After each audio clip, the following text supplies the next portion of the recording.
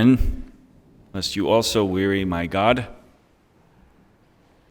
That's a line we hear from Isaiah today.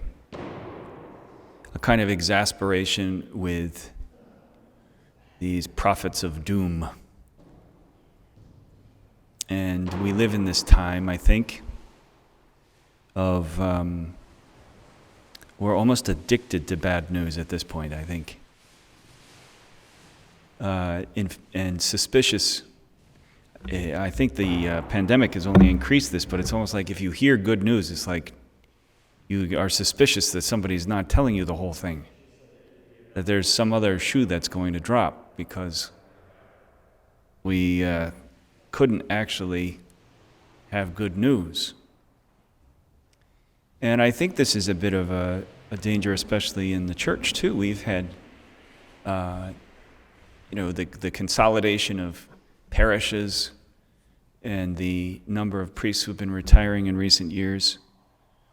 We just can assume very easily what I would call a perspective of scarcity, a perspective where we assume that we are going to be declining. And so we are then looking at how we manage the decline. And yet how opposed this perspective is to the gospel. How important it is for us, it's a sign of worldliness, really, when you think about it, if we adopt this kind of mentality, because what it means is that our horizons have shrunk to what we can see and calculate, what we can put into a graph, and we can kind of predict. And we can get a false sense of control from this, can't we? Well, if we follow these numbers through, if trends continue as they have been, and that's a very easy, it kind of can make us feel a little bit more secure in an odd kind of way. Our pessimism, at least it's a known pessimism, right? I remember, someone said, well, I'm going to think about all the worst possible things that could happen. That way, if they happen, I will be ready. Like, well, that is a good way to become neurotic.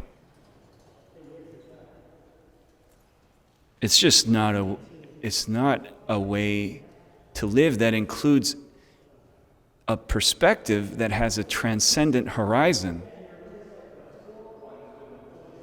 And what does that mean? I mean, it's just summed up directly by Gabriel.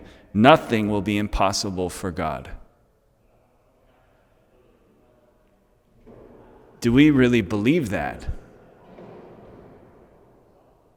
I mean, with God, 2 + 2 does not always end up being 4. And that's not to be naive.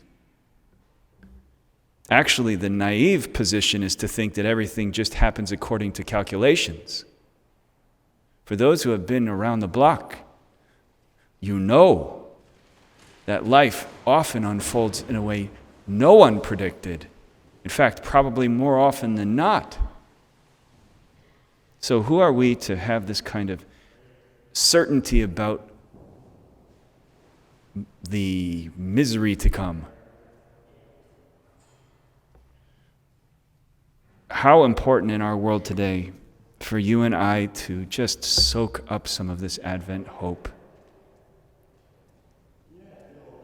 Let it soak into you while you're here, at least, so when you walk out those doors, it will at least be a few hours before you become depressed again. We need to be grounded in an open-ended a world that has heights, that is expansive, that can grow and live, that has a future. A world that has the freedom of God, the salvation of God, So we ask as we prepare for Christmas, how important it is to prepare a heart that can listen and be open as Mary's was. Can listen to those words of Gabriel and not weary God with our pessimism. For nothing will be impossible for God.